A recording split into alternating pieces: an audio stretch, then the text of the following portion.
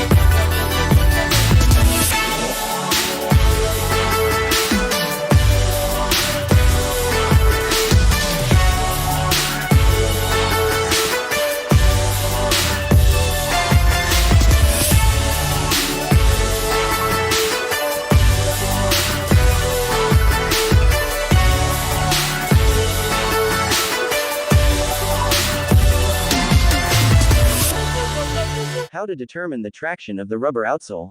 We will go back to basic formula of coefficient of friction. Friction occurs in two ways: kinetic and static. Kinetic friction acts on an object that slides across a surface, whereas static friction occurs when friction prevents the object from moving. A simple but effective model for friction is that the force of friction, F, is equal to the product of the normal force, N, and a number called the coefficient of friction, mu. The coefficient is different for every pair of materials that contact each other, including a material that interacts with itself.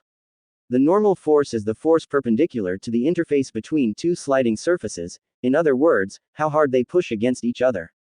There is a distinct coefficient of kinetic friction and coefficient of static friction for each scenario.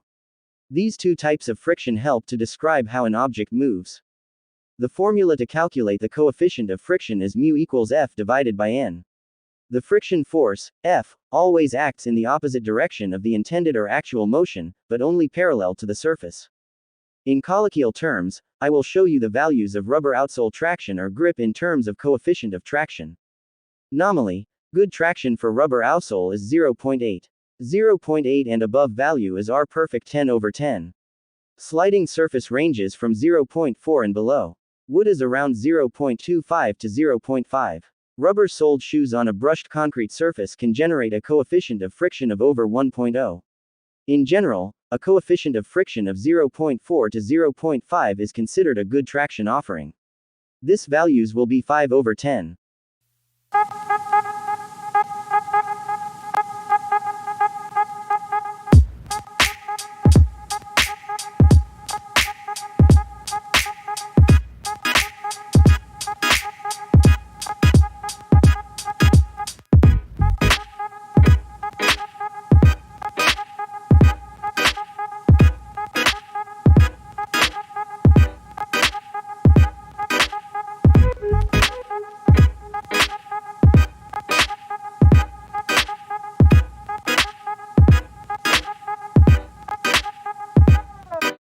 A decibel meter is a measuring instrument used to assess noise or sound levels by measuring sound pressure. Often referred to as a sound pressure level (SPL) meter, decibel dB meter, noise meter or noise dosimeter, a sound level meter uses a microphone to capture sound.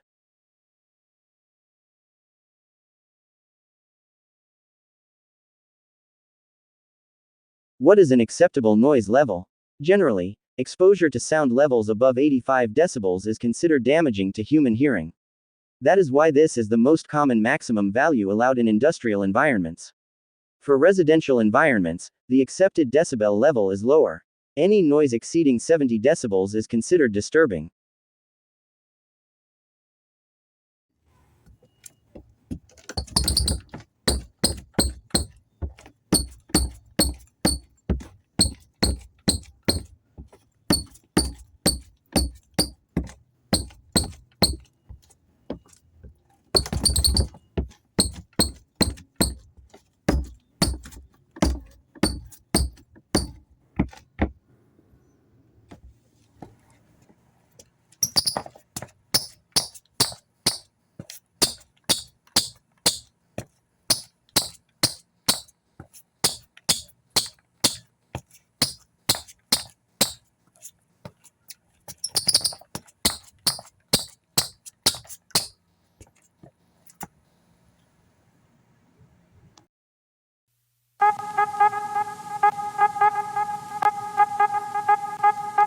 Durometer is a standardized way of measuring the hardness of materials like rubber or plastic.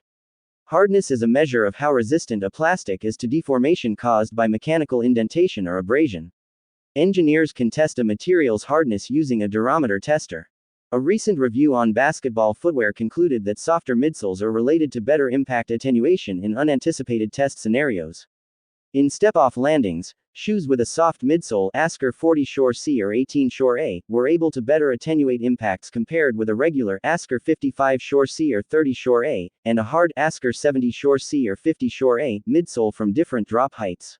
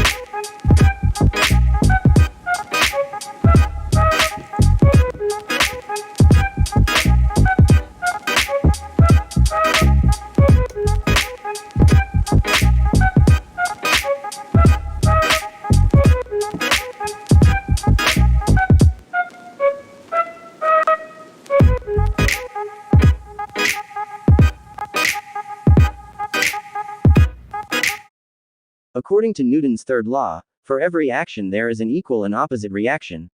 When we hit the ball on ground, then in this case there is an equal and opposite force on the ball in the upward direction due to Newton's third law, which makes it bounce.